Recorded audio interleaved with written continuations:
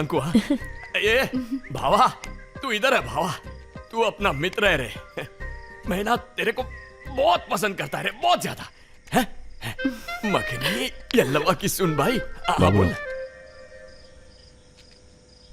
असल में तुम मेरे मरना।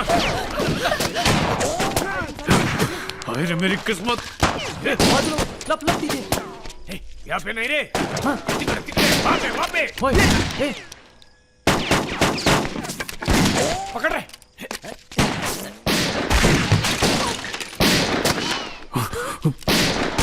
अरे बाप रे।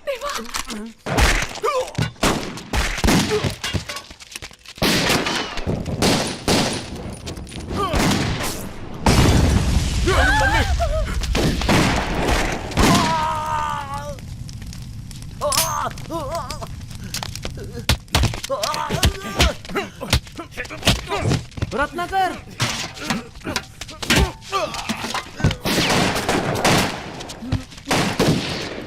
अरे उसको चलो रे, चला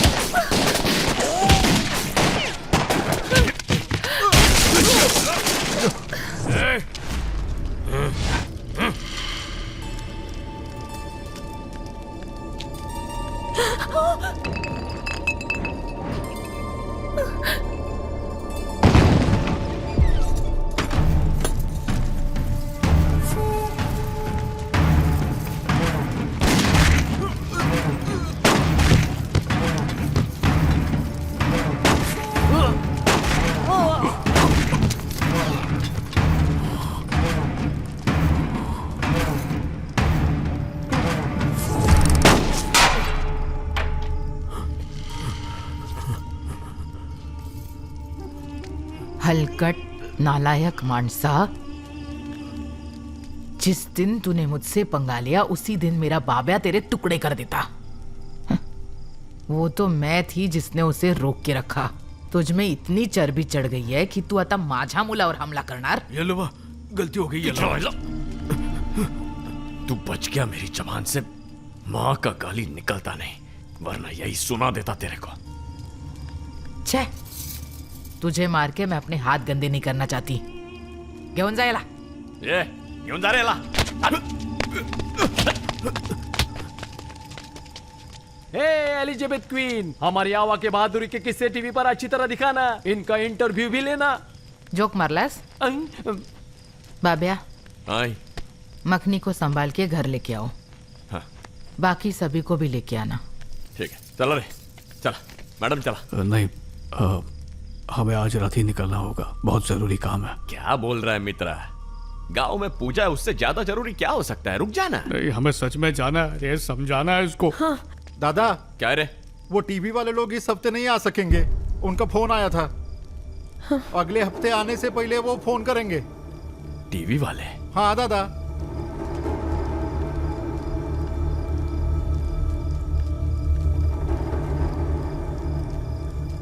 तो फिर तुम दोनों कौन हो?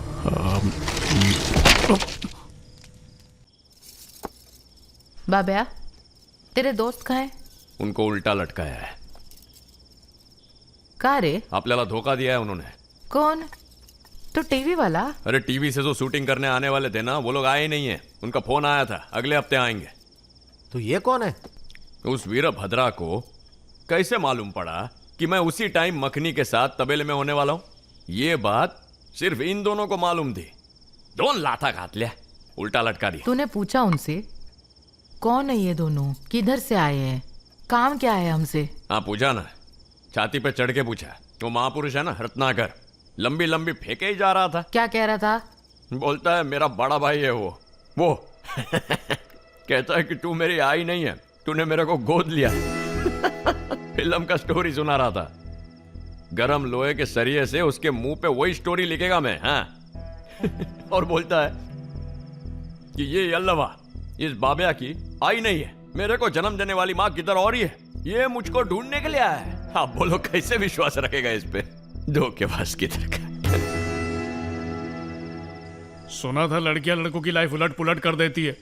आज आंखों से देख भी लिया। तुम मुंह खोलते हो तो कोई मुसीबत ले आते हो। ऑब्जर्व किया है क्या? जाना, मुझे ही ज्ञान देती रहती है।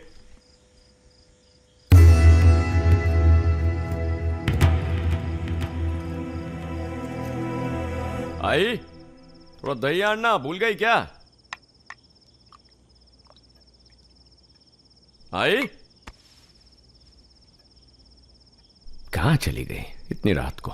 बहुत देर हो गई है। तुरंत यहां से चले जाओ, नहीं तो मुसीबत हो जाएगी तुम्हारे लिए भी, मेरे लिए भी। हम निकलने ही वाले थे पर हालात बिगड़ गए। इतने सालों से मैंने इस राज को हवाओं से भी बचा के रखा था और तुम दोनों सीधा तूफान लेकर आ गए। मैं उसे इससे भी बचा लूंगी। बाबूराव आपका बेटा नहीं है, ये बात और कोई नहीं जानता क्या? ए बाबा, ये सारी बातें सुन के आई को चक्कर तो नहीं आ गया होगा ना? वो चट्टान की तरह मजबूत है, उसे चक्कर काय को आएगा? तू खाना खा। आपको आई की फिक्र ही नहीं है। मैं जाके देखता। ए बापिया, चाहे वो मेरी कोख से ना हो, है तो मेरा अपना बाब्या है ना। मेरा बाब्या मेरी पूरी दुनिया है। उसने ही मेरे जीवन को अर्थ दिया है। अगर भगवान भी आके बोल दे कि बाब्या तेरा बेटा नहीं, तो मैं उनसे भी लड़ पड़ूंगी। बिल्कुल नहीं मानूंगी मैं।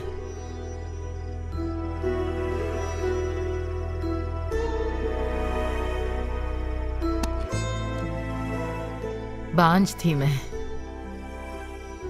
पूरा गांव मजाक उड़ाता था। गांव के बुजुर्ग भी निराश हो गए थे। उन्हें वारिस ना होने की चिंता थी। कुल वालों की नजर जायदाद पर थी। हम पर, हमारे गांव पर कब्जा करना चाहते थे।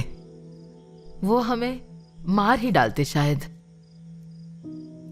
अपनी जान और पूंजी को बचाने के लिए हम सबसे नजर बचा के दूर बैंगलोर चले गए।